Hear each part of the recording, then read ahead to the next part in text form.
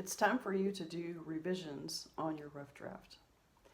On your rough draft, you should have skipped lines and you should have a physical copy. And if you've done that, then you will have less trouble doing this assignment. Okay, so you are to mark revisions on your rough draft, making changes and numbering 6 of the changes that you make. We did this some last year and or the year before. This time, I want you to really pay attention. Number 1, add a detail or example. And so I put here like a story, and that's what you can do. You can put a little caret and you can put what you're going to add up there. I added a little example of the example. And I put a little number 1, and that's what you can do on your rough draft.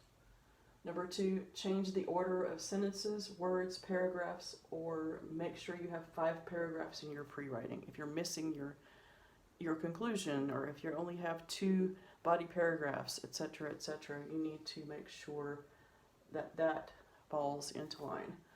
Here I showed you how you can change the places between 2 words with little arrows like that and put a number 2. If it's between 2 paragraphs, you can just draw arrows like this. Just mark it with a number 2. Number 3, remove sentences that are not declarative. Say it another way. Even in your conclusion, many people in their conclusions like to say, let's stop polluting, or that's actually not bad, but stop polluting the roads, but that is an imperative sentence. You don't need that. And don't ask questions. You're not asking questions. You're giving answers. Okay? So here I have an imperative sentence, and I put a little caret here, and I put you can, making that a declarative sentence, and I put a number 3 next to it. That's to show you how to do that. Or you could cross out a sentence and add a different sentence and put a number 3 there. Correct your English usage. Ask me if you need to.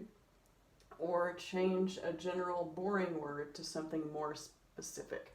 I said something better and I crossed it off and put more specific, and I should have put a number 4 there because that was a number 4 change. Use action verbs if you can. If you can't find any of these other things, maybe if you have a lot of is and am and be verbs, then you can change them to action verbs. Number 5, correct run-on sentences, comma splices, rambling sentences, or fragments. Or put a 2 or 3 word sentence next to a longer, more complex sentence. And you can put a number 5 next to that correction. Maybe not even be a correction. Your paper might be completely grammatically correct and have none of these errors. But we're trying to improve, not just make it grammatically correct. Number 6, correct subject-verb agreement errors. So make sure all your verbs have subjects that agree with them.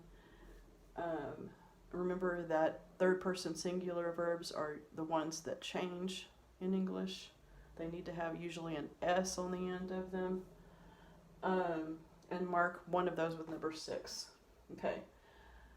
Your revisions assignment is to find 6 errors and mark them like this. If you can't find anything to correct in one of these areas, you may substitute. You can only substitute one time, though. So you have to figure out how to make those changes. So, for example, if you can't find anything that's out of order for number 2, you can just correct another run-on sentence or something like that, and you'll have 2 number 5s and no number 2. But you can only do that once. That is your revisions assignment. But you need to, while you're doing revisions on your rough draft, you need to keep in mind not only your revisions assignment, but also your final draft, and correct as many errors as you can find, and not just 6 errors. So, when I grade your revisions, the revisions assignment, I'm going to be looking for 6 errors that are numbered like this, plus a few more that are not numbered. And that'll be your 7 points for your revisions assignment. And then for your final draft assignment, what you need to do is you need to make a neat copy. Make sure that the paragraphs are clearly shown where you start one paragraph and stop another. And make sure that you've corrected the things that need to be corrected so that this is as close to perfect as you can make it for your final draft. Post your revisions assignment with the numbers under where it says revisions, and post your final draft under where it says final draft. These are two separate assignments. I'm just doing one video because I really don't need a whole separate video for final draft. I think you're pretty clear on what a final draft is. If you have any questions, you can put questions in the comments. I am trying very hard to keep up with all of the comments, and I want to congratulate the senior class for having all of your work done. I think you're the only class that has all of the work done, and I think other teachers have commented on it too. We appreciate that, and it will go a long way toward making you have a good grade this year. So yeah, I think that's it. Happy writing.